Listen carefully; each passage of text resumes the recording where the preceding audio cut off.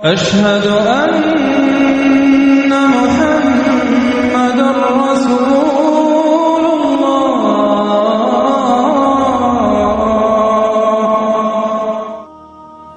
وإذ قالت أمة منهم لم تعظون قوما الله مهلكهم أو معذبهم عذابا شديدا قالوا معذرة إلى ربكم ولعلهم يتقون.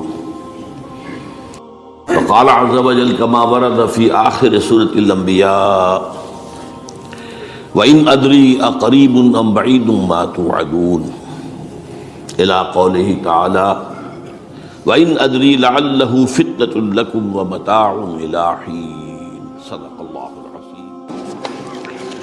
وعن سلمان الفارسی رضی اللہ تعالی عنہ قال قال رسول اللہ صلی اللہ علیہ وسلم لا يرد القضاء إلا الدعاء ولا يزيد في العمر إلا البر. رواہ الامام الترمذی رحمہ اللہ.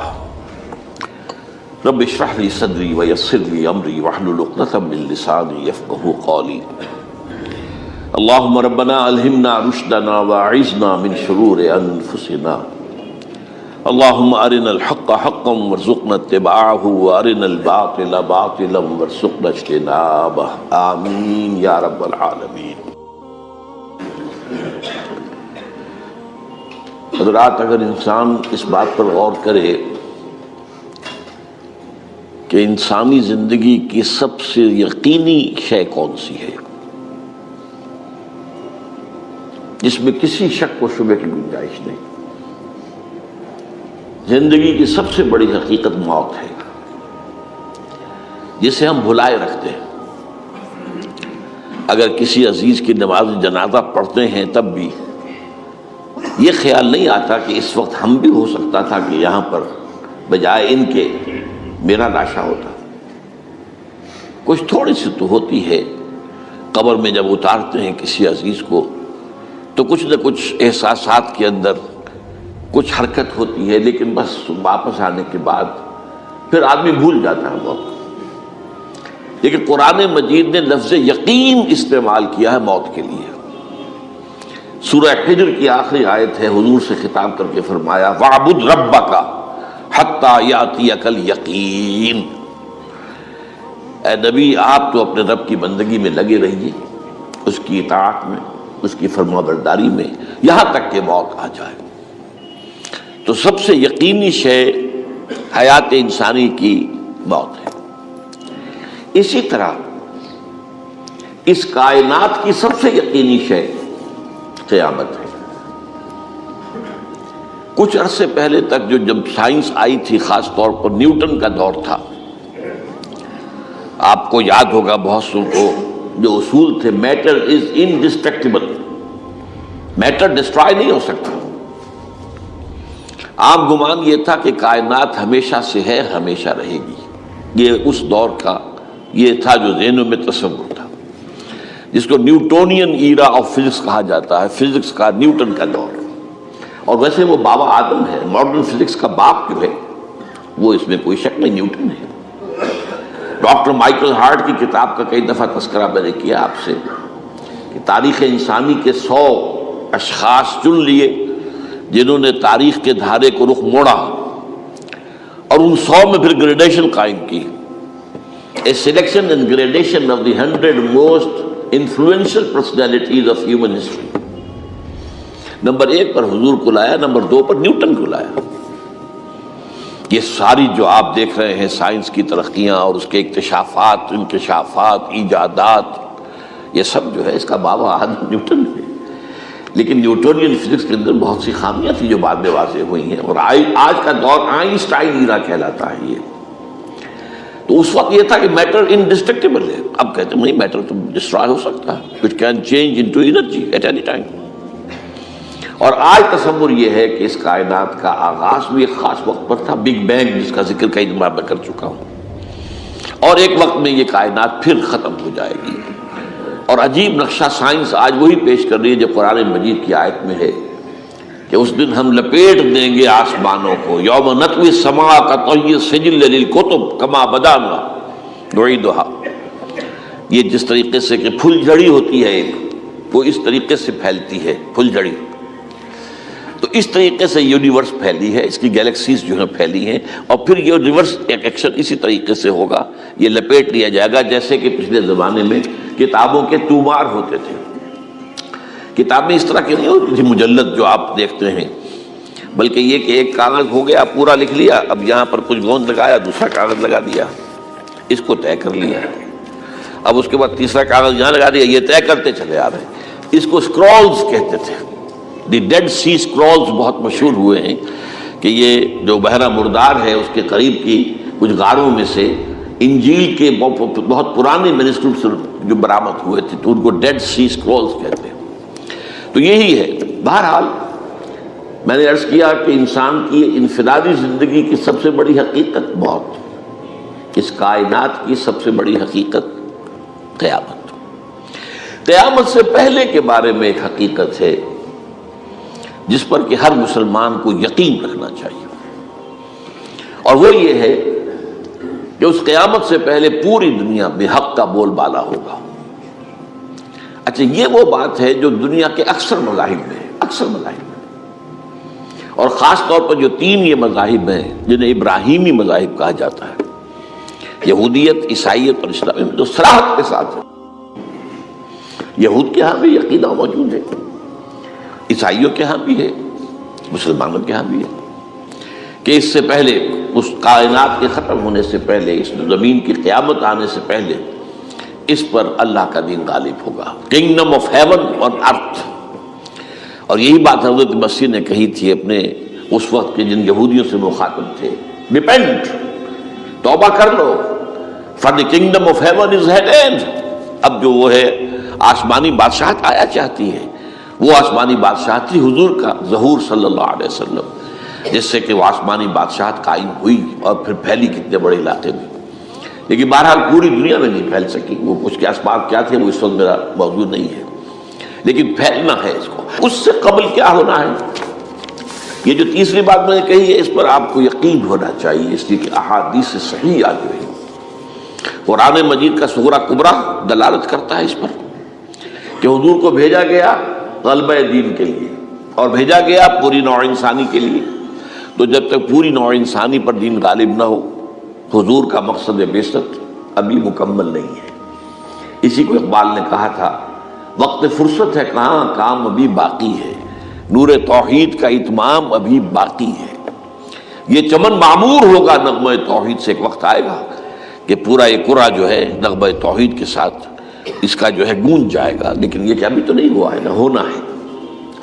اس سے پہلے کا معاملہ ایک ہے کہ جس کی خبریں دی گئی ہے، اور وہ ہے کہ قیامت میں اس نظام دین حق کے غالب ہونے سے پہلے بڑی خوفناک جنگوں کا ایک سلسلہ ہے جس کی خبریں دی گئی. یہ یہود کے ہاں بھی ہیں خبریں موجود، عیسائیوں کے ہاں بھی ہے. جو بائبل کا آخری باب ہے، ریولیشنز آف سینٹ جان، وہ کاشفات یوحنا ترجمہ کیا جاتا ہے، اور حضور کی احادیث میں بھی موجود ہے. ملاحم، باب الملاحم، یہ بہت سی کتابوں کے اندر باقاعدہ ابواب ہیں. ایک باب، باب الملاحم، جنگوں کا باب. ان میں سے ایک جنگ وہ ہے جسے کہا ہے اس یوحنا کی مکاشفات میں آرمگدان، اور غالباً اسی کو حضور نے قرار دیا ہے الملحمۃ العظمی، عظیم ترین جنگ، الملحمۃ الکبریٰ. تو یہ بھی یقینی چیزیں ہیں کہ جو ہونے والی ہے. یہ ملاحم کیوں ہوں گے؟ آپ اس میں اچھی طرح سمجھ لیجئے کہ اس میں ایک تو ہے عذاب اکبر جو آئے گا یہودیوں پر، ایک ہے عذاب اصغر جو آئے گا مسلمانوں پر. میں نے یہ آج سے 20 سال پہلے کتاب لکھی تھی، وہ جو مختلف، پہلے تو وہ نوائے وقت کے اندر کالم کی شکل میں شائع ہوئی تھی، پھر یہ کہ موجودہ اور سابقہ مسلمان امتوں کا ماضی، حال اور مستقبل. غالباً اس وقت آؤٹ آف پرنٹ ہے وہ کتاب. بہرحال جن کو بھی دلچسپی ہو وہ اسے کہیں سے حاصل کر لیں، لائبریری سے، مکتبے سے مل جائے گی اور پڑھے اس کو. یہ 20-22 سال پہلے کی بات ہے، وہ آج کی بات نہیں. تو اس میں ان تمام چیزوں کا میں نے تذکرہ کیا ہے، اس لیے کہ عذاب اکبر اس کو کہتے ہیں کہ کسی قوم کا نام و نشان مٹا دیا جائے. یہ عذاب اکبر آتا تھا صرف ان قوموں پر جن کے طرف رسول بھیجے گئے اور قوموں نے بحثیت مجموعی رسولوں کا انکار کیا. ان پر وہ عذاب آئے، اسے عذاب استیصال بھی کہتے ہیں۔ فقطع دابر القوم الذین ظلموا، ان کی جڑ کاٹ دی گئی۔ ایک جڑ کاٹنا ہوتا ہے، درخت کو کاٹنا ہوتا ہے، درخت تو کٹے گا تو پھر دوبارہ جڑ میں سے شاید وہ نکل آئے، لیکن نہیں، جڑ سے اکھیڑ۔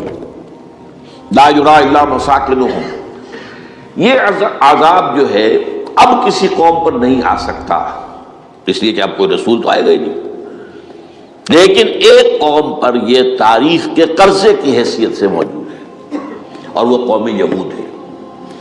ان کی طرف رسول بھیجے گئے حضرت عیسیٰ ابن مریم، رسولا الی بنی اسرائیل، اور انہوں نے یہ بات تو بہت دور کی تھی کہ مانتے انہیں اور ان پر ایمان لاتے، الٹا جو کچھ کیا ہے آپ کو معلوم ہے، انہیں ولد الزنا قرار دیا، جادوگر قرار دیا، واجب القتل قرار دیا، اور اپنے بس پڑتے سولی پر چڑھوا کر دب دیا۔ حالانکہ بار ہوا یہ نہیں ہے، اللہ نے انہیں اس سے پہلے ہی زندہ اٹھا دیا آسمان پر، دوبارہ وہ آئیں گے۔ بہرحال لیکن اس قوم کے اوپر وہ عذاب جو ہے وہ قرض ہے تاریخ کا، وہ قرض ادا ہوگا۔ حضرت مسیح علیہ السلام ہی آئیں گے دوبارہ، اور ان کے ہاتھوں اس امت کا خاتمہ ہوگا، ایک ایک فرد ختم ہو جائے گا۔ یہ جب میں نے یہ باتیں کہی تھی تو امریکہ میں یہودیوں نے بڑا شور مچایا، میرے خلاف جو ہے ان کی ایک مہم نکلی یہودیوں کی طرف سے کہ اس کی کتابیں وغیرہ، اس کے ویب سائٹ بند کرو، یہ جو ہے اینٹی سیمیٹک ہے، یہ کہتا ہے سب یہودی قتل ہو جائیں گے۔ یہاں پر بھی جو میرے ساتھ ایک ڈائلاگ کرنے کے لیے کوئی 12-13 پروفیسر آئے تھے امریکہ وغیرہ سے، ان میں سے جو یہودی تھا تو اس نے بہت ناراضگی کا اظہار کیا، آپ کہتے ہیں سارے یہودی ختم کر دیے جائیں گے، یہ بات ظاہر بات ہے پیلیٹیبل نہیں ہے۔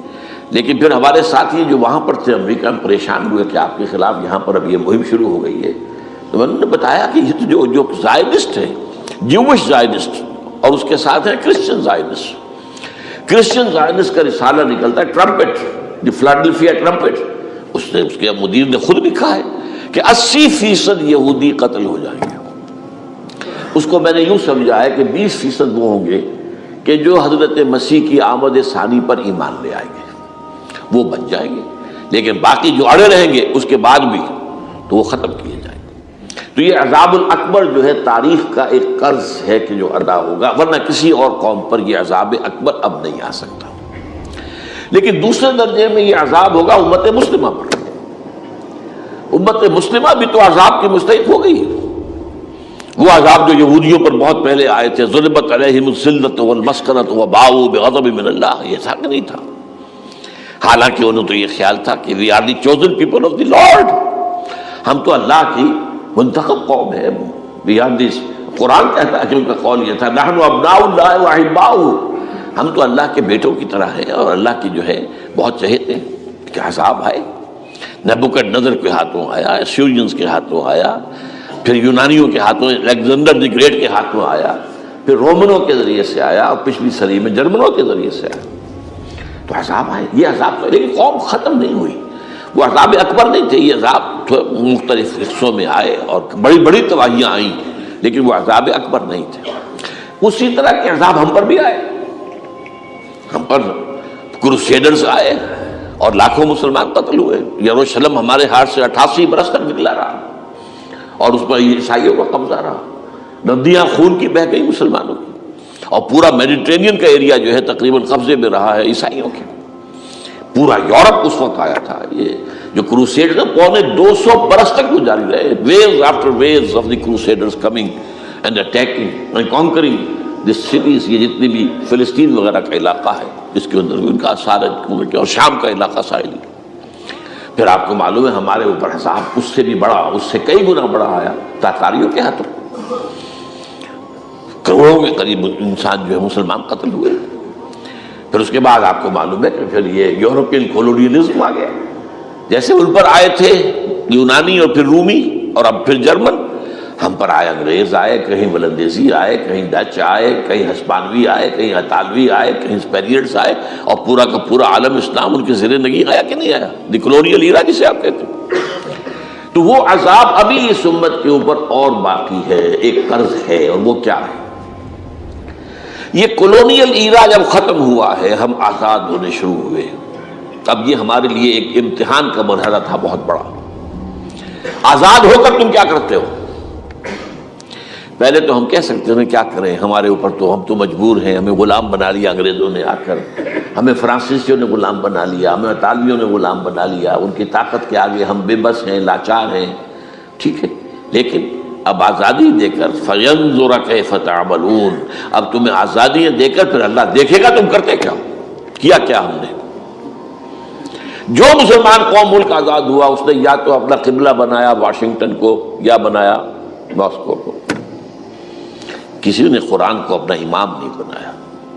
دعائیں مانگتے ہیں وَجَعَلْهُ لَنَا إِمَامًا وَنُورًا وَهُدًى، لیکن اس کو امام بنانا، اپنا امام بنانا، اس کے پیچھے چلنا، اس کے احکام کو نافذ کرنا، اس کی شریعت کی تنفیذ کرنا، یہ اس کی تہذیب، اس کا تمدن دیا ہوا، اس کا معاشی نظام دیا ہوا، اس کو قائم کرنا، زیرو.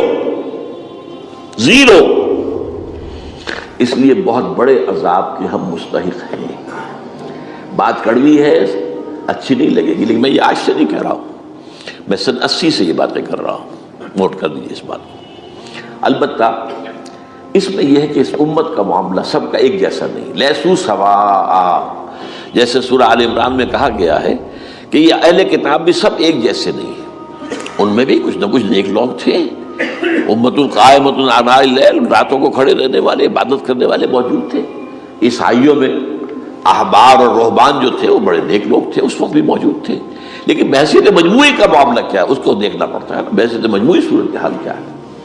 تو صورتحال کیا ہے کہ ہم نے کہیں بھی اللہ کے دین کو قائم نہیں کیا. مذہب تو ہے، لیکن ظاہر بات ہے کہ جرم جو ہے تو پوری امت کا، لیکن سب برابر نہیں ہے.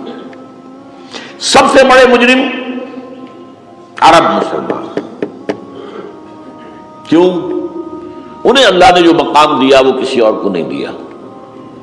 حضور ان میں سے تھے، یہ رتبہ بلند ملا جس کو مل گیا، رسول عربی ہے نا.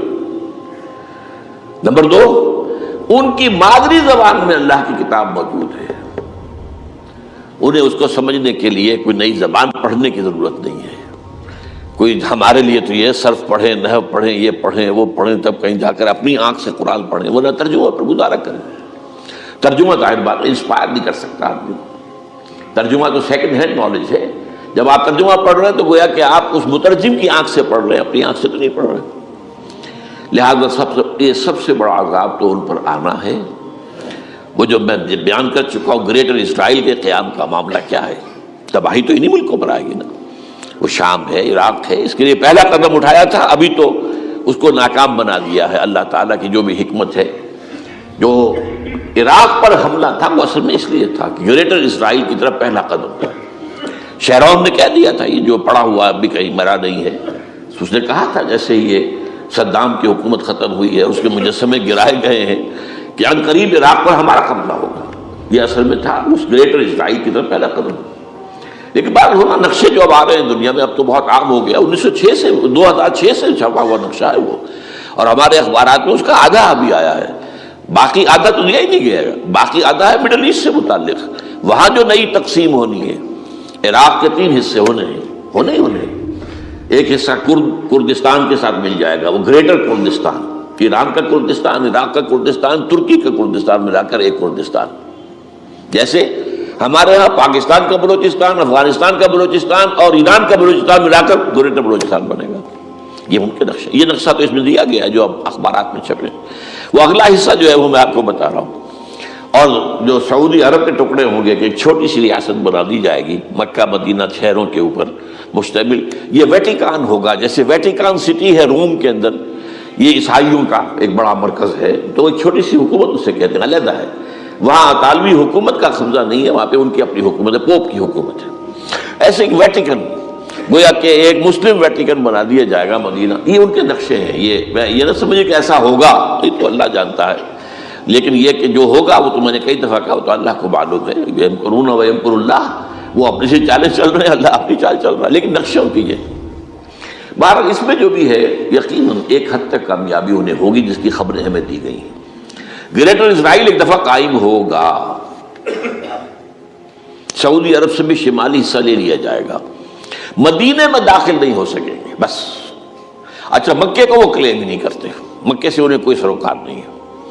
لیکن یہ کہ مدینے کو وہ کہتے ہیں یہ ہمارا ہے، ہمیں یہاں سے نکالا گیا تھا، اور وہاں لیکن حدیث میں ہے کہ مدینے میں داخل نہیں ہو سکے گا دجال اور اس کی جو فوج ہے، لیکن باقی شام، عراق، فلسطین، لبنان اور ترکی کا جنوبی حصہ اور مصر میں جو ہے یہ سینائی پیننسلا کے ساتھ ساتھ سارا، وہ اس پر تو رو رہے ہیں ابھی تک یہودی کہ کیوں واپس کر دیا سینائی پیننسلا، 1967 وار میں ہم نے جیتا تھا اسے، بعد میں وہ اسحاق ریبن اور یاسر عرفات کے درمیان دوستی کروائی تھی کلنٹن نے، جس کے نتیجے میں وہ واپس آیا ہے، لیکن یہ کہ وہ واپس لے گئے، اور اس کے علاوہ جو فرٹائل علاقہ ہے نائل کے ڈیلٹا کا وہ بھی ان کی شامل ہے۔ تو اس ظاہر بات ہے جب یہ ہوگا تو بڑی تباہی آئے گی، اس میں تو کوئی شک ہی نہیں۔ تو سب سے بڑی تباہی مسلمانان عرب پہ آئے گی، کیوں کہ مستحق ہیں اس کے، انہوں نے اس کے باوجود کہ قرآن ان کی اپنی زبان میں ہے، انہوں نے اس قرآن کو اپنا امام نہیں بنایا۔ نمبر 2 پر میں ہمیشہ کہتا رہا ہوں کہ جو مسلمانان عجم، اگر فرض کیجئے کہ 140 کروڑ مسلمان اس دنیا میں ہیں تو 30 کروڑ کے قریب جو ہیں وہ عرب ہیں، باقی 110 کروڑ جو ہیں، 1 ارب سے زیادہ تو غیر عرب مسلمان ہیں۔ ان میں سب سے بڑے مجرم جو ہیں وہ ہم مسلمانوں نے پاکستان، ہم نے ایک تقسیم کرائی اسلام کے نام پر، ہم نے کہا کہ ہم اسلام کا نظام قائم کریں گے، اور اللہ نے ہمیں معجزے کے طور پر ملک عطا کر دیا پاکستان۔ اب قمری حساب سے 63 برس گزر چکے ہیں، جو آپ 61 کہتے ہیں، اگر قمری حساب رکھے 63 برس ہو چکے، کہاں ہے وہ اسلام؟ لہذا مستحق۔ لیکن اب اس میں یہ ضرور ہے کہ ابھی پاکستان کے معاملے کو میں سمجھتا ہوں کہ ہینگنگ ان دی بیلنس والا معاملہ ہے، ابھی نہیں کہہ سکتے، اللہ تعالیٰ شاید کوئی توفیق دے دے، کوئی معجزہ ہو جائے، کیونکہ میرا تو یقین یہ ہے کہ یہ قائم بھی معجزے سے ہوا ہے، جس پر میں نے تفسیر کتاب میں لکھا ہوا ہے اپنی استحکام پاکستان، اور اب کوئی دوبارہ معجزہ ہو سکتا ہے، اور معجزہ کیا ہوگا کہ پوری قوم میں توبہ کی ایک کیفیت پیدا ہو جائے، اللہ کے کرنے سے ہو سکتی ہے۔ تمام انسانوں کے دل جو ہے اللہ کی 2 انگلیوں کے مابین ہے، حضور نے ہمیں خبر دی ہے، جدھر چاہتا ہے پھر دیتا، تو کوئی عجب نہیں کہ ایسا ہو جائے۔ بہرحال اس اعتبار سے میں آپ سے عرض کر رہا ہوں کہ یہ پاکستان کے بارے میں نے جو آپ کو 2 آیتیں سنائی ہیں سورہ انبیاء کی، اس آخر کے حصے میں آئی ہیں سورہ انبیاء میں، وَإِنْ أَدْرِي أَقَرِيبٌ أَمْ بَعِيدٌ مَا تُوعَدُونَ۔ دیکھو لوگوں، مجھے یہ معلوم نہیں ہے کہ جس عذاب خداوندی کا تم سے وعدہ کیا جا رہا ہے وہ قریب آ گیا یا دور ہے، یہ حضور سے کہا جا رہا ہے، قل، آپ یہ کہہ دیجیے، إِنْ أَدْرِي أَقَرِيبٌ أَمْ بَعِيدٌ مَا تُوعَدُونَ۔ ساتھ ہی یہ بھی فرمایا وَإِنْ أَدْرِي لَعَلَّهُ فِتْنَةٌ لَكُمْ وَمَتَاعٌ إِلَىٰ حِينٍ، اور مجھے نہیں معلوم، ہو سکتا ہے کہ یہ تمہارے لیے ایک فتنہ بن کر معاملہ آ گیا ہو اور ابھی تمہیں اور مہلت دے دی جائے۔ اس حوالے سے ہم نہیں کہہ سکتے، اب آپ کو معلوم ہے میں تفصیل سے بیان کر چکا ہوں جس طریقے سے مجموعی طور پر پاکستان میں گھیراؤ کیا گیا ہے، اور جس طریقے سے یہ جتنا نیو کونز کا اور کرسچن اور جو جیوش زائنسٹ ہیں، اور اب ان کے اندر اضافہ کیجیے ہندو زائنسٹ کا، اب یہ جس طریقے سے گھیرے کے اندر لے رہے ہیں پاکستان کو، جس طرح بھارت کی فوج افغانستان میں بھی آ رہی ہے، اس نے اپنے کتنے قونصل خانے کھولے ہوئے ہیں افغانستان میں، کس لیے؟ جو کچھ وہ ہو رہا ہے بلوچستان کے اندر، جو کچھ ہمارا پورا صوبہ سرحد ہے، اور اس سے آگے بڑھ کر جو کچھ کراچی میں ہو رہا ہے، یہ سارے معاملات جو ہیں وہ دیکھ لیجئے تو گویا کہ باہر سے ہمارا گھیراؤ مکمل ہو چکا ہے، اور اس میں یہ ہے کہ تازہ جو بمبئی کے اندر جو ہوئے ہیں معاملات وہ نوٹ کیجئے کس طریقے سے اب اسے کہا جا رہا ہے کہ کچھ مسلمانوں نے کیا ہے، حالانکہ اس کے سب سے بڑا ثبوت یہ ہے کہ ایک ہندو ہیمنت، جس نے کہ وہاں ساری تحقیقات کی کہ سمجھوتا ایکسپریس کو جو اڑایا تھا کس نے اڑایا تھا، اس کے انہوں نے کہا جب کی ہے تحقیقات، اب یہ اس کو گیو دم دی کریڈٹ، ہندو قوم کے اندر کم سے کم یہ بھی بات موجود ہے، جہاں وہ بدماشیاں ہیں وہاں یہ بھی ہے، یہ خیر بھی ہے، جہاں برائیاں ہیں ان کے اندر وہ خوبیاں بھی ہیں۔ ان کا ایک کمیشن ہے، اس نے صاف ایک ہندو کو، اور ہندو بھی سرونگ کرنل کہا یہ ہے ماسٹر مائنڈ، اس نے کروایا، اور وہ گرفتار ہوا، serving kernel of Bharat army. تو اب ظاہر بات ہے کہ اس کو مارا گیا ہے ممبئی میں، اس کو مسلمان کاہے کو مارے گئے؟ مسلمانوں کا تو وہ کہ محسن تھا، وہ مسلمان کس وجہ سے اسے مارے گئے؟ اسے مارنے والے کون ہیں؟ وہی ہندو زائنسٹ کہہ لیجئے ان کو، یا ہندو تشدد پسند کہہ لیجئے، جو پاکستان کو ختم کرنے پر تلے بیٹھے ہوئے ہیں۔ یہ ان کا در حقیقت کام ہے کہ اس شخص نے اتنی بڑی حد تک کی کہ ہمیں جو ہے ہماری سازش کو بے نقاب کر دیا۔ تو اصل میں لیکن یہ سب کچھ جو ہو رہا ہے وقتی طور پر تو بہت زیادہ طوفان اور جوش آیا تھا، معلوم ہوتا تھا کہ شاید 9/11 والا معاملہ جو تھا نیو یارک کا، اس کے نتیجے میں جو ایک دم امریکہ جو ہے نکلا ہے غصے کے اندر، اور پوری قوم اس کی کھڑی ہو گئی اور پوری دنیا جمع ہو گئی افغانستان پر حملے کے لیے، شاید ایسا معاملہ ہو جائے. لیکن نہیں، اللہ کا شکر ہے کہ یہ معاملہ جو ہے ان ادری لعلہ فتنۃ لکم ومتاع الی حین. ابھی کل کی جو تازہ ترین رپورٹ ہے وہ یہ ہے کہ اوباما کو بریفنگ دی گئی ہے کہ پاکستان کے جو نیوکلیئر بامز ہیں وہ ولنریبل ہے، اور ان کے اندر اندیشہ ہے کہ وہ جو ہے شدت پسندوں کے ہاتھ میں نہ پڑ جائیں. اس کو کوئی نہ کوئی بہانہ انہوں نے بنانا ہے. یہ جو میں آپ سے عرض کر چکا ہوں، کچھ ہمارے لوگوں کو یہ امیدیں ہو گئی تھی براک اوباما کے آنے سے. یہ میں نے پھر اس کے بعد ایک مضمون میں پڑھا ہے، آپ کے لیے بھی نئی بات ہوگی. براک کا لفظ جو ہے اس میں یہ بھی اسلامی ہے، یہ برکت سے ہے، اس لیے کہ اس کا باپ جو ہے وہ سواحلی علاقے کا، سواحلی زبان جو ہے کینیا کا ساحلی علاقہ جو ہے وہ سواحلی زبان جو ہے اس میں عربی کی بڑی آمیزش ہے، کیونکہ وہ تو بہت قریب ہے نا، عرب سے کتنا فاصلہ ہے، وہ درمیان میں وہ ریڈ سی ہے، بڑا چھوٹا سا سمندر ہے، تو سواحلی زبان میں عربی اثرات ہیں. تو یہ برکت والی بات، جیسے ہم کہتے ہیں کسی کا نام برکت حسین، برکت علی، تو یہ وہ ہے بارک برکت والا، براک حسین اور پھر حسین درج موجود. تو اس سے بڑی توقعات ہو گئی تھی، لیکن نظر یہ آ رہا ہے کہ جو بش کا ایجنڈا تھا، اس لیے کہ اصل میں اس کی پالیسی بنانے والے میں آپ کو بتا چکا ہوں کوئی ایک فرد نہیں ہوتا، وہاں تو پورے ادارے ہیں، بڑے بڑے تھنک ٹینکس ہیں. اور یہ ثابت ہو گیا ہے کہ اس اوباما نے آتے ہی سب سے زیادہ کٹر جو زائدست تھا امریکہ کے اندر، جس کا نام ہی اسرائیل ہے، اسرائیل رحم جو ہے اسرائیل رحم ایمانویل، اس کو اپنا بنایا chief of the white house staff. اور یہ وہ شخص ہوتا ہے کہ جو گویا کہ جس کے گھیرے میں ہوتا ہے صدر امریکہ کا. صدر سے کون مل سکتا ہے یہی فیصلہ کرے گا، کون نہیں مل سکتا یہ فیصلہ کرے گا، کون سی رپورٹ صدر تک جائے گی یہ فیصلہ کرے گا، کون سی رپورٹ روک لی جائے گی یہ فیصلہ کرے گا. تو گویا کہ صدر کے کان بھی ہو، صدر کی آنکھ بھی ہو، لہذا صدر جو ہے اس کے تو اوپر گھیرا ہوتا. اور اس سے بھی آگے بڑھ کر نوٹ کیجیے، میں نے آپ کو پہلے بتایا بھی تھا، ساؤتھ ایشیا کے لیے اس نے اپنا ایڈوائزر بنایا ہے ایک ہندو کو. اس کا نام ہے سونال شاہ. اور یہ جو ہندوؤں کی تنظیم ہے، جو انتہائی جو ایکسٹریمسٹ ہندو ہیں، وشوا ہندو پریشد، یہ وشوا سری پرشانت ہے جس کا اسٹوڈنٹ ونگ ہے بجرنگ دل کا. یاد ساؤتھ ایشیا سے مراد بھارت اور پاکستان، اس کے معاملات میں اس کا ایڈوائزر جو ہے سونال شاہ ہے. تو حالات جو ہے اس اعتبار سے انتہائی یوں سمجھیے کہ خطرناک. اور دوسری طرف اندرون معاملہ کیا ہے؟ سائنس کی دو اصطلاحات آپ نے سنی ہوگی، centrifugal forces, centripetal forces.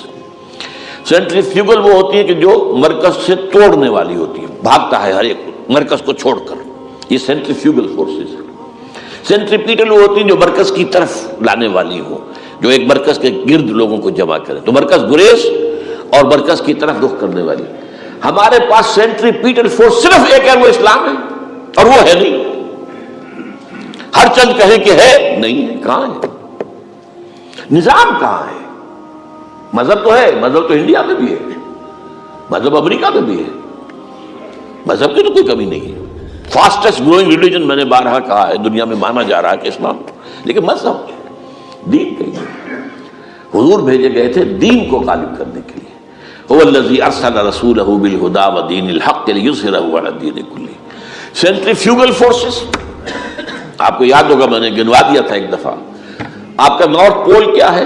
NWFP. وہاں حکومت اس نے کن کی ہے؟ وہ اسفند یار ولی، جس کا دادا، جس نے پاکستان میں دفن ہونا گوارا نہیں کیا، جن کا پختہ موقف یہ ہے، اس کے باپ کا بھی ولی خاں کا یہ تھا کہ انگریز نے بنایا ہے پاکستانی، انگریز کا بنایا ہوا ہے، یہ انگریزی سازش کے نتیجے میں وجود میں آیا. And they believe in that. اور اس کے ساتھ مولانا فضل الرحمان ہیں جن کے والد مرحوم نے یہ کہا تھا کہ اللہ کا شکر ہے ہم پاکستان کے بنانے کے گناہ میں شامل نہیں تھے. یہ ہیں اس وقت وہاں کی فورسز. اور جنوب میں نہ معلوم کب سے ان کا نقشہ بن رہا ہے جب سے یہ MQM قائم ہوئی تھی، مہاجر قومی موومنٹ تھی، بعد میں انہوں نے اپنا رنگ بدلا ہے، کچھ تبدیل کیا ہے، لیکن یہ کہ اصل میں تو وہی ہے، گرگٹ رنگ بدل رہے تو اس کی فطرت تو نہیں بدلتی ہے، تو وہی اردو اسپیکنگ۔ اور اب جو ہنگامے ہو رہے ہیں وہ پختون اور اردو اسپیکنگ کے درمیان ہنگامے ہو رہے ہیں، اور زیادہ پٹھانوں کو مارا جا رہا ہے، ان کی دکانیں جلائی جا رہی ہیں۔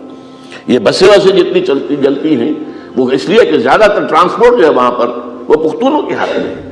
یہ وزیری وغیرہ لوگ جو ہے محسود ہیں، یہ لوگ ہیں وہاں پر جو ہے اکثر و بیشتر بہت سے مساجد کے اندر آپ کو جو امام ملیں گے وہ پٹھان ملیں گے، جو پہرے دار ملیں گے وہ پٹھان ملیں گے، بہت بڑی تعداد ہے۔ لیکن یہ کہ اس کے اوپر وہاں پر فساد شروع ہو گیا۔ اب بلوچستان کا معاملہ سب کو معلوم ہے۔ تو اندرونی طور پر جو سینٹری پیٹل فورس ہو سکتی تھی اس کو ہم نے کیا نہیں مضبوط، کمزور سے کمزور تک کرتے چلے گئے۔ اور اب جو کچھ ہو رہا ہے، اب مضامین آ رہے ہیں، آئلی قوانین میں تبدیلیاں کیوں کی جا رہی ہیں؟ یہ جو کانفرنس ہوئی تھی جو UNO کے اندر، بیجنگ +5 کانفرنس، جو بات اس میں طے اور اس میں یہ تھا طلاق کے معاملے میں مرد اور عورت کو بالکل برابر کر دیا جائے۔ اب وہی کر رہے ہیں آپ، یہ سفاری آئی کائے کے لیے؟ جیسے مرد طلاق دے سکتا ہے عورت بھی طلاق دے سکتا ہے۔ اسلام میں یہ نہیں ہے، اسلام میں یہ ہے کہ عورت طلاق لے سکتی ہے، دے نہیں سکتی۔ وہ لے گی یا تو شوہر سے خود کہے بھائی تم مجھے آزاد کر دو، تم نے مجھے مہر دیا تھا میں واپس کرتی ہوں، یا یہ آدھا لے لو، یا یہ ہے کہ وہ اپنے بڑوں سے بزرگوں سے اور اس کے بڑوں بزرگوں کو بیچ میں ڈالے، یا عدالت میں جائے۔ عدالت اگر کو قائل کر دے گی کہ عدالت کے واقعی اس کے معاملات ان کے صحیح اب نہیں نبھ سکتے، وہ سیپریٹ کر دیں گے۔ وہ ایک ہے خلا لی جا سکتی ہے، طلاق دی نہیں جا سکتی۔ یہ فرق رکھا گیا اسلام میں، مرد اور عورت اسینشلی برابر ہیں، as human beings they are equal, کوئی فرق نہیں، کوئی اونچا نہیں کوئی نیچا نہیں۔ جو بھی انسان کے اندر شرف انسانیت ہے، اشرف المخلوقات ہونے کا جو مقام حاصل ہے وہ مرد کو بھی عورت کو بھی ہے، ان میں کوئی فرق نہیں۔ لیکن جب ایک مرد اور ایک عورت مل کر ایک خاندان کی بنیاد ڈالتے ہیں اب وہ برابر نہیں ہے۔ الرجال قوامون علی النساء، کوئی بھی انسٹیٹیوشن ہو اس میں دو برابر کے سربراہ نہیں ہو سکتے، دونوں کا اختیار ایک جیسا ہو تو کیسے چلے گی گاڑی؟ چل ہی نہیں سکتی۔ آپ ڈائریکٹر جو ہے 100 بنا لیں، مینیجنگ ڈائریکٹر ایک ہوگا، ظاہر بات ہے دو تو نہیں ہو سکتے۔ لہذا انسٹیٹیوشن فیملی کے لیے اسلام نے جو نظام دیا ہے، یہی طلاق کا معاملہ ہے، وراثت کا معاملہ ہے، عورت کے ذمہ کچھ اور کام لگائے ہیں، مردوں کے ذمہ کچھ اور کام لگائے ہیں۔ مرد ذمہ دار ہے، کفیل ہے، لہذا وراثت میں اس والد کی طرف سے اسے دوہرا حصہ ملتا ہے۔ لڑکی کی کوئی ذمہ داری ہے ہی نہیں، وہ تو بلکہ شادی بھی ہوگی تو شوہر سے مہر لے گی، لڑکا شادی کرے گا تو مہر دے گا۔ تو یہ تمام چیزیں جو ہے آرٹیکولیٹڈ ہیں، یہ ایک دوسرے کے ساتھ منطقی طور پر جڑی ہوئی ہیں، اور وہ جو ہے تباہ کرنے کر تلے ہوئے ہیں ہمارے خاندانی نظام کو، عورت اور مرد کو برابر کر دیا جائے۔ یہ سارا، اور اس سے پہلے جو آیا تھا معاملہ وہ بھی تقریباً یہ ہے کہ زنا کے معاملے سے جو خوف ہو سکتا تھا عورت کو وہ ختم ہو جائے، اس لیے کہ عورت کا معاملہ کیا ہے، اگر زنا سے حمل رہ گیا تو اس کا ثبوت تو آ گیا، کوئی اور گواہ ہے یا نہیں ہے، یہ حمل کہاں سے لائی ہو تم؟ ٹھیک ہے، طے کیا کر دیا؟ پرچہ بھی درج نہیں ہو سکتا اس کا جب تک کہ 4 چشمدید گواہ جا کر کسی مجسٹریٹ کے سامنے گواہی نہ دیں کہ ہم نے اپنی آنکھوں سے دیکھا ہے، تب پرچہ درج ہوگا، تحقیق اس کے بعد ہوگی۔ یہ کہاں ہوگا؟ اس کا مطلب ہے وہ خوف ختم، جو خوف ہو سکتا تھا، جو عورت کو روکتا ہے۔ ایک تو یہ کہ ہمارے ہاں وہ جو بھی آبادی کا معاملہ تھا اور یہ جو برتھ کنٹرول کے معاملے نے آ کر خوف ختم کیے تھے، اور اس کی باقاعدہ جو ہے امریکہ میں، یورپ میں تعلیم دی جاتی ہے، ٹین ایجرز کو اسکولوں کے اندر سکھایا جاتا ہے کہ تم جو چاہو کرو، لیکن یہ کہ یہ ذرا یہ احتیاط کرو، بس اللہ نہ خیر سمجھ۔ وہی اسی رنگ پر ہماری تہذیب کو لے جانا چاہتے ہیں۔ اب یہ دونوں نقشے ایسے ہیں کہ جس کے نتیجے میں جیسا کہ میں نے عرض کیا، محسوس ایسا ہوتا ہے، یہ میں ابھی کہہ رہا ہوں، میں یقین سے نہیں کہہ سکتا۔ وَإِنْ أَدْرِي لَعَلَّهُ فِتْنَةٌ لَكُمْ وَمَتَاعٌ إِلَىٰ حِينٍ، ہو سکتا ہے، ہوپنگ اگینسٹ ہوپ، ہو سکتا ہے کوئی معجزہ آ جائے اللہ تعالیٰ کی طرف سے، جیسے کہ پہلے معجزہ آیا تھا تو خدایا آن کرم بارے دیگر کو نہ، اللہ دوبارہ بھی معجزہ دکھا، اور ان تمام سختیوں سے، ان تمام سے ہمیں گزار کر اس کا امکان موجود ہے، امکان کو میں نفی نہیں کر سکتا، اس لیے کہ اللہ کی قدرت ہے۔ یخرج الحی من المیت، مردے سے زندہ کو برآمد کرتا ہے۔ ایک قوم مر چکی ہو اس میں سے ایک زندہ قوم برآمد ہو جائے، جیسا کہ میں نے پچھلے سال جو تحریک چلی تھی جو وہ کلا کے میں نے کہا تھا کہ مجھے یہ گمان ہوا کہ میں یہ سمجھ بیٹھا تھا کہ یہ قوم بالکل مر چکی ہے، لیکن نہیں، جان ہے۔ یہ میں اس سے پہلے یہ جملہ کہا کرتا تھا it's no use whipping the dead horse, لیکن میں نے کہا نہیں، جان ہے اس میں۔ ہمارے ہاں کا پڑھا لکھا طبقہ، تعلیم یافتہ لوگ، انہوں نے جو سختیاں جھیلی ہیں، جس طریقے سے کہ مصائب برداشت کر کے انہوں نے اس تحریک کو برقرار رکھا، اب تک رکھا ہوا ہے، یہ بہت بڑا کارنامہ ہے، اور اس سے معلوم ہوتا ہے، اس سے کچھ نہ کچھ امید کی کوئی کرن پھوٹتی نظر آتی ہے۔ لیکن باقی جو لوگ کہتے ہیں کہ نہیں بس یہ تو بنا ہے اللہ کے حکم سے اور قائم رہے گا، ان سے میں کہا کرتا ہوں کہ وہ اللہ کی سنت سے واقف نہیں ہے۔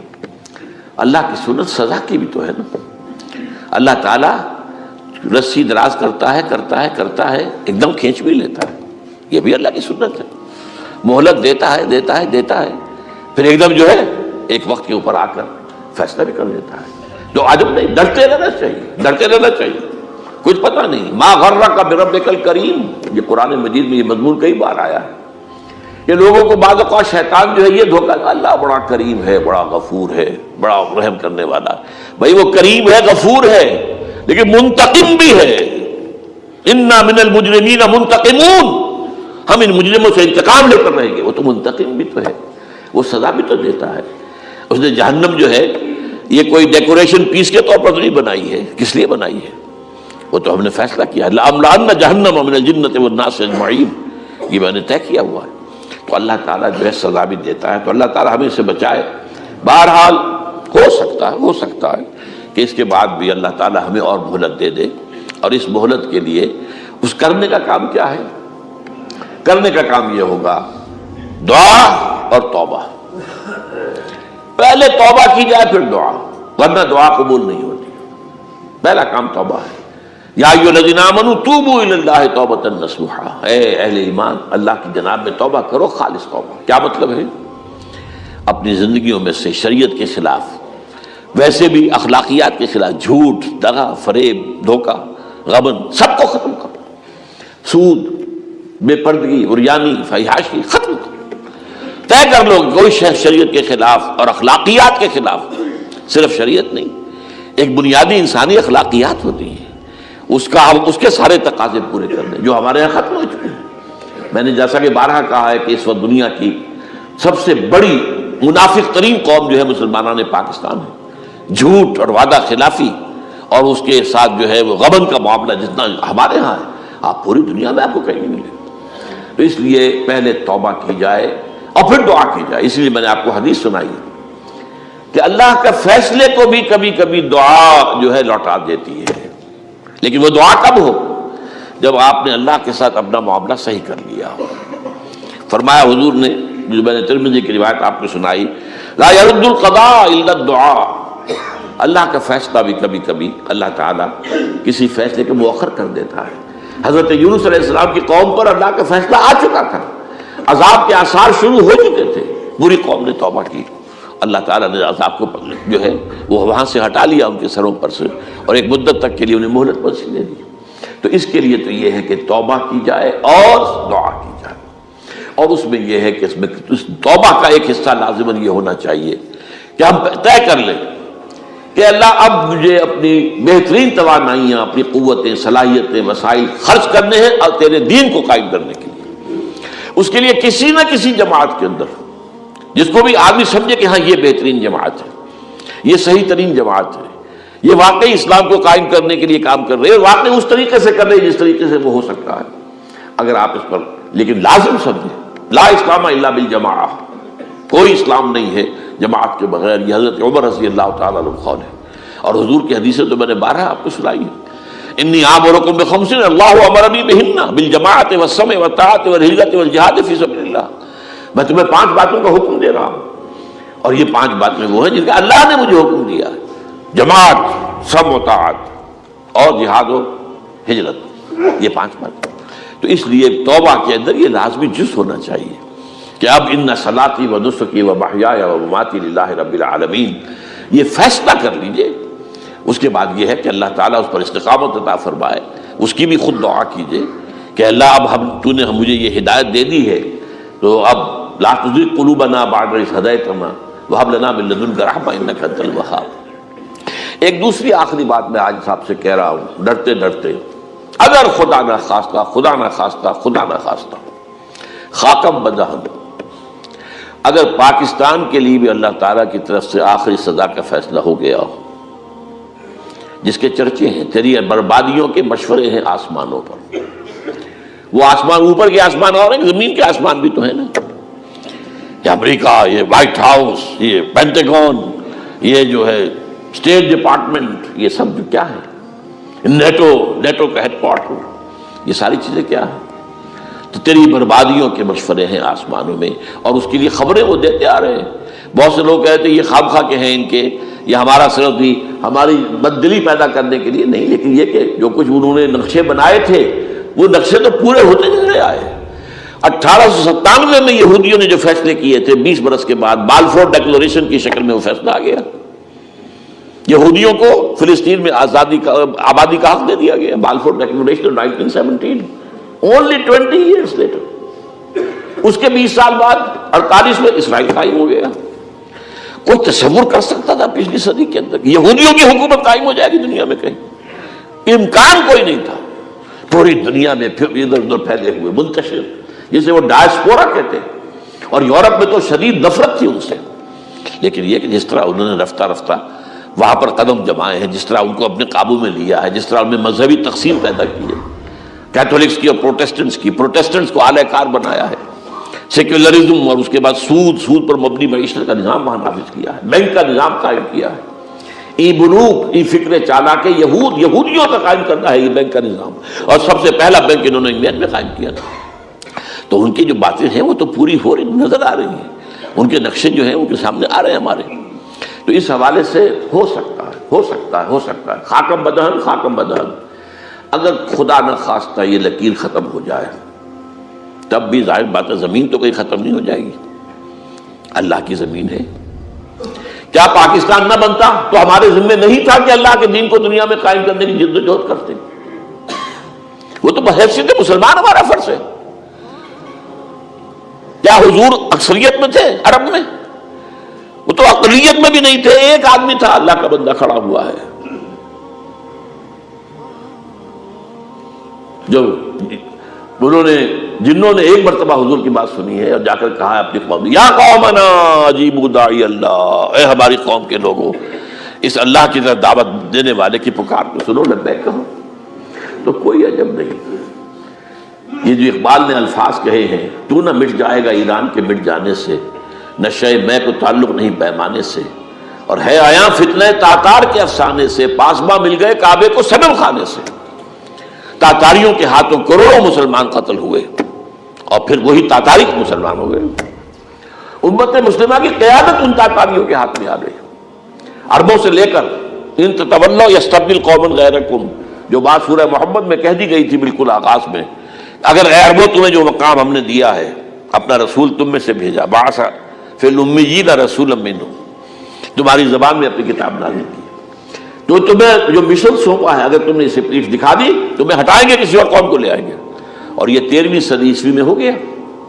1258 میں آخری خلیفہ بنو عباس کا اسے محل سے نکالا ہے مستعصم باللہ کو، اور ایک جانور کی کھال میں لپیٹ کر ڈال دیا ہے گلی میں، اور گھوڑے دوڑا ہوئے اس کے اوپر۔ یہ آخری چراغ گل ہوا ہے بنو عباس کا، جس پر کہا تھا سعدی نے، آسمارا حق بود برخوب بارد دلدمی بر زوال ملک مستعصم امیر المومنین۔ مستعصم باللہ نام تھا آخری خلیفہ کا، اس کی حکومت کے زوال پر آسمان سے خون بھی برسے تو اس کا حق ہے آسمان کو کہ خون کی بارش کرے۔ تو یہ چیزیں ہیں جو کہ نوٹ کرنے کی ہیں۔ اگر خدا نہ خواستہ ایسا ہو جائے تو ظاہر بات ہے کہ اسلام پھر بھی زندہ رہے گا۔ ہم مر سکتے ہیں، اسلام نہیں مرے گا، اسلام کو تو رہنا ہے۔ جیسا کہ حضور نے فرمایا کہ میں آخری رسول ہوں، تم آخری امت ہو، وہ تو یہ ہے، البتہ یہ ہے ہو سکتا ہے ہم سے یہ قیادت چھین کر کسی اور کو دے دی جائے، اور کوئی عجب نہیں کہ ہندوؤں سے ہمیں پٹوا کر ہندوؤں کے ہاتھ میں دے دی جائے۔ تاریخ کی میں مثال دے رہا ہوں، ہے فتنہ تاتار کے افسانے سے، پاسباں مل گئے کعبے کو صنم خانے سے۔ آخر ہندوستان میں 20 کروڑ مسلمان ہے کہ نہیں، بلکہ زیادہ ہے۔ آپ سوچئے اس ہندوستان کی سرزمین سے شیخ احمد دیدار پیدا ہوا تھا، جس نے پوری دنیا میں عیسائیوں کو جو ہے وہ مناظروں میں شکست دی ہے. اسی ہندوستان سے آج ذاکر نائک کھڑا ہوا پوری دنیا میں ڈنکا بجا رہا ہے عیسائیت کے خلاف، یہودیت کے خلاف، ہندو مت کے خلاف. ان کی کتابوں سے، ان کے ویدوں سے، ان کے تمام جو اسکرپچرز ہیں ان کے حوالے سے ثابت کر رہا تمہارا دین غلط ہے. تمہارے ہاں تو محمد کی بشارتیں موجود ہیں، دیکھو یہ کتابیں ہیں، یہ پڑھی انہوں نے. میں نے کبھی کہا تھا مولانا علی میاں رحمۃ اللہ علیہ سے کہ مولانا، میں یہ گیا تھا ان کے پاس ملاقات کے لیے، میرا خیال ہے کہ سن 82-83 کی بات ہے، کہ میں اور کسی سے تو توقع نہیں رکھتا لیکن آپ سے توقع رکھتا ہوں کہ آپ زیادہ روشن خیال علماء میں سے ہیں، کہ آپ ندوۃ العلماء لکھنؤ کے اندر آپ سنسکرت کی تعلیم کو لازمی کریں، تاکہ آپ کے فارغ التحصیل لوگ نکلیں تو وہ پڑھ سکیں ویدوں کو کہ ویدوں میں کیا لکھا ہوا ہے. ہندو کے ذہن کو تو سمجھے کہ ہندو کا ذہن ہے کیا، اس کا فکر کیا ہے، اس کی سوچ کیا ہے، اس کے عقائد کیا ہیں. جو وہ ظاہر کر رہے ہیں وہی ہے یا واقعی ان کی کتابوں میں کچھ اور ہے. آج ہمارا بھی ظاہر بات ہے کہ آج اسلام جو ہے کوئی تازیوں کے جلوسوں سے کوئی اسلام کو پہچانے، یا جو پیروں کے مقبروں کے اوپر جو ہے صوفیہ کے جو عرس ہو رہے ہیں اس کے حوالے سے اسلام کو پہچانے گا تو کیا وہ صحیح اسلام کو پہچانے گا؟ اسی طریقے سے آپ کو ہندو مذہب کا ذہن جو ہے کیا ہے، تو وہ وعدہ کیا کہ ہاں آپ نے بہت اچھی بات کہی ہے. 2 سال کے بعد میری ملاقات وہاں ہوئی ایک کانفرنس میں، وہ بھی مضبوط ہے، میں بھی تھا شکاگو میں. میں نے پوچھا مولانا وہ آپ نے کیا؟ کہ میں تو بھول ہی گیا. یہ ہمارے علماء کا اصل میں معیار ہے، نئی بات کو جو ہے کوئی قبول کرنا ان کے لیے اتنا آسان نہیں. آج ذاکر نائک کر رہا ہے، ڈٹ کر کر رہا ہے، ان کے اسکرپچر سے، ان کے حوالوں سے، اپنشد سے اور تمام جو ان کے جو ہے ویدوں سے. تو یہ کام جو ہو رہا ہے، اسی طریقے سے یہ بھی بات میں آپ کو بتا دوں کہ میرے دورہ ترجمہ قرآن کی جس قدر پذیرائی بھارت میں ہو رہی ہے پاکستان میں نہیں ہے. پاکستان میں تو میرے چینلز بند کر دیے گئے، مجھ پر بہت سے چینلز جو ہیں ان کا دروازہ بند ہے. پی ٹی وی میں تو میرا داخلہ ہی حرام ہے اور باقی سب تو بند کر دیا گیا. ایک جو ہے ہمارے ہاں ایک مائنورٹی کمیونٹی ہے وہ اتنی زوردار ہے، اور ظاہر بات ہے نیوسنس ویلیو اگر زیادہ ہے تو وہی چیز دنیا میں چلتی ہے. آپ کو معلوم ہے بند کرا دیا انہوں نے. کچھ عرصے کے لیے ذاکر کا پروگرام بھی ممبئی میں بند کرا دیا تھا لیکن وہاں تو کھل گیا، اس لیے کہ کم سے کم ذاکر نے پچھلے دنوں کہا ہے ایک کانگریس ایک اپنے اجلاس کے اندر، اور یہ عجیب بات ہے اس سے پہلے اس نے کبھی کوئی سیاسی بات نہیں کی، لیکن اس نے یہ بات کہی ہے کہ پہلے تو کہا جاتا تھا ہندوستان میں کہ مسلمان تعلیم حاصل نہیں کرتے، جاہل ہیں اس لیے پیچھے رہ جاتے ہیں، اور آج جب مسلمان آگے ہے تعلیم میں تو اب آئی ٹی کے میدان میں دروازہ بند کر دیا گیا مسلمانوں کا. یہ اس نے کھل کر کہا ہے، بامبے کی اسٹیج پر کہا ہے. لیکن اس نے یہ کہا کہ جو کچھ بھی ہے ہندوستان میں، لیکن ایک بات ہے کہ ہندوستان کی عدلیہ صحیح جگہ پر قائم ہے، اس کا مقام درست ہے. آپ سوچئے ہمارے ہاں اس کا تصور ہے کہ اس طریقے کی انکوائری کمیٹی آئے، اس طرح کھل کر اس کا جو ہے لوگوں کے سامنے اس کو بیان بھی کر دیا جائے. ہمارے ہاں تو کسی انکوائری کمیٹی کی رپورٹ آج تک سامنے آتی ہی نہیں، سب بند.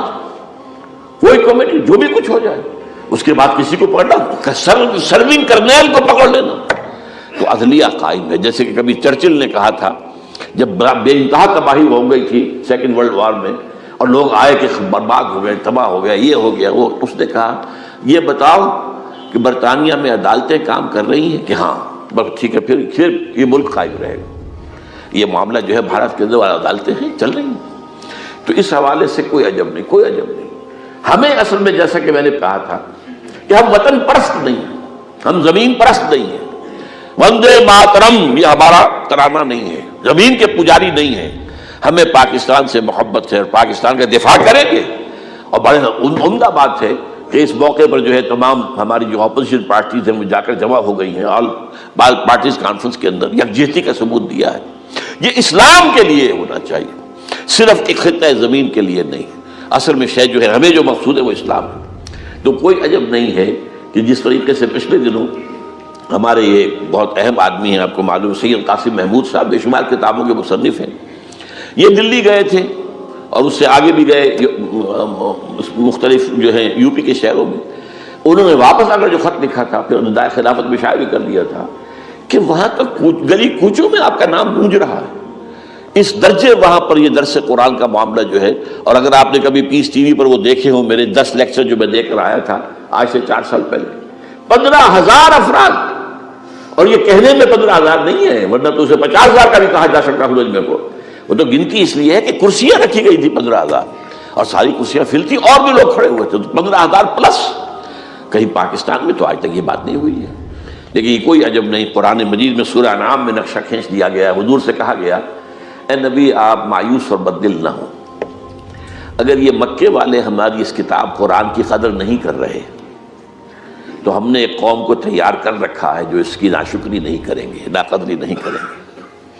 ان یکفر بہا ہؤلاء، اگر یہ لوگ مکے والے آپ کی قوم اگر یہ کفران نعمت کرے گا قرآن کا تو ہم نے ایک اور قوم کو تیار کر رکھا ہے، وَوَكَّلْنَا بِهَا قَوْمًا لَيْسُوا بِهَا بِكَافِرِينَ، وہ اس کی ناقدری نہیں کریں گے۔ اب دیکھ لیجئے معجزہ کیا ہوا، مدینے میں تو حضور کا قدم مبارک بھی نہیں پہنچا اور وہاں انقلاب آ گیا۔ آپ کے دو ادنا خادم، ادنا شاگرد گئے ہیں، اور مصعب بن عمیر اور عبداللہ بن ام مکتوم جو نابینا تھے رضی اللہ تعالیٰ عنہما، اور وہاں انقلاب آ گیا، دونوں قبیلے ایمان لے آئے، ساری ان کی جو ٹاپ کی لیڈرشپ تھی ایمان لے آئی، اور وہ یثرب جو ہے مدینہ النبی بن گیا، وہ دارالہجرت بن گیا۔ تو کوئی عجب نہیں، تو ہمیں تو چمٹے رہنا ہے اسلام کے ساتھ، اور اس کے لیے اپنی جد و جہد کو جاری رکھنا ہے، اور اس ملک کے اندر بھی ہر خیر کی بات کی ہم دعوت دیتے رہیں گے، مشورے دیتے رہیں گے۔ البتہ یہ ہے کہ لوگ کہہ سکتے ہیں کہ تم کس قوم کو، یہ تو ختم عذاب ہونے والا ہی ہے، بس کس کو ڈرا رہے ہو؟